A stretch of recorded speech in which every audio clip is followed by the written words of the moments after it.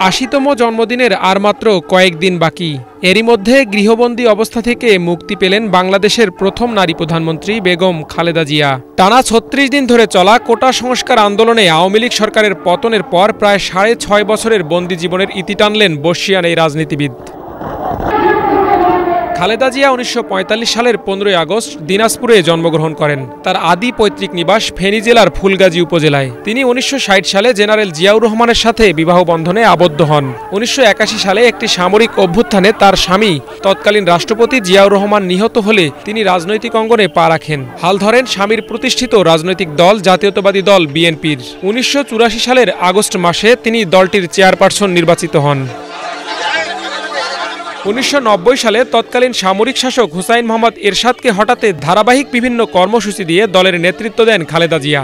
এরশাদের পতনের পর ১৯৯১ সালের ফেব্রুয়ারিতে পঞ্চম জাতীয় সংসদ নির্বাচন অনুষ্ঠিত হয়। নির্বাচনের পর দেশের সবচেয়ে বড় ধর্মভিত্তিক রাজনৈতিক দল বাংলাদেশ জামায়াতে ইসলামীর সাথে জোটগতভাবে সরকার গঠন করে বিএনপি।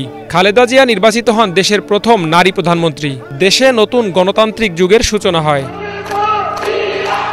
৫ বছর পর ১৯৯৬ সালে ১৫ ফেব্রুয়ারি বিরোধী দলগুলোর বয়কট সত্ত্বেও ষষ্ঠ জাতীয় সংসদ নির্বাচন দেয় তৎকালীন সরকার। বিপুল ব্যবধানে জয়ী হন খালেদা জিয়া ও তার দল। তবে রাজনৈতিক অস্থিতিশীলতা এড়াতে স্বল্প সময়ের মধ্যেই তিনি তত্ত্বাবধায়ক সরকারের হাতে ক্ষমতা হস্তান্তর করেন। ভেঙে দেন সংসদ। একই বছর ১২ জুন দ্বিতীয় দফায় নির্বাচন অনুষ্ঠিত হলে ক্ষমতায় আসে আওয়ামী লীগ।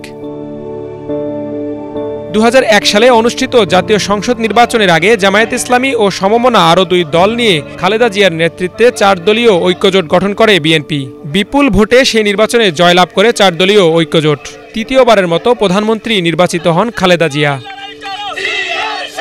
তার সরকারের ৫ বছর শাসনের পর দেশে তৈরি হয় গভীর রাজনৈতিক সংকট। এক পর্যায়ে ২০০৭ সালের জানুয়ারিতে ক্ষমতায় আসে সেনা সমর্থিত অন্তর্বর্তীকালীন সরকার। কারাবন্দী হন খালেদা জিয়া। নানামুখী সংকট কাটিয়ে ১২ মাস পর মুক্তি পান তিনি। এরপর ২০০৮ সালের ৩১ ডিসেম্বর জাতীয় নির্বাচনে ফের ক্ষমতায় আসে আওয়ামী লীগ। ভরাডুবি হয় বিএনপির। ২০০৯ থেকে ৫ বছর দেশের রাজনীতিতে ঘটে যাওয়া নানা উত্থান পতনের পর তত্ত্বাবধায়ক সরকারের কাছে ক্ষমতা হস্তান্তর করতে অস্বীকৃতি জানায় ক্ষমতাসীন আওয়ামী লীগ। ২০১৪ সালে বিএনপি জামায়াতসহ অধিকাংশ রাজনৈতিক দলের বয়কটের মুখে একতরফা নির্বাচন করে ক্ষমতা আঁকড়ে থাকেন শেখ হাসিনা।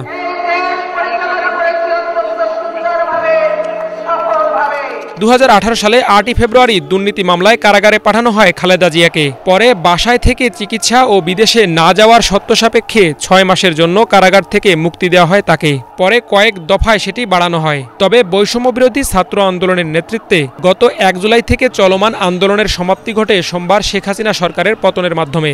এর পরদিনই মুক্তি পেলেন সাবেক এই প্রধানমন্ত্রী বেগম খালেদা জিয়া।